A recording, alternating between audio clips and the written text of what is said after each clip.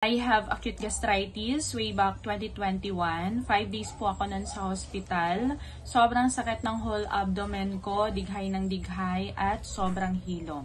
And nagpoops na din po ako noon ng kulay itim. Ibig sabihin po noon, meron na pong dumugo sa loob ng tiyan ko. At sa sobrang hilo, hindi na po ako noon talaga makatayo mag-isa. Ayan, so na-bedridden po ako ng 1 week. Then I discovered this amazing pure organic barley ng Iam Worldwide sa internet, and hindi po ako nagdalawang isip na uminom nito because I am also a believer of herbal. Ayan, so in-stop ko muna yung mga iniinom ko na mga synthetic medicine before po ako uminom nito. Nag 3 times a day po ako sa ating amazing pure organic barley, and thank God, unti-unti pong nawala yung sobrang hilo at sobrang sakit ng tiyan ko.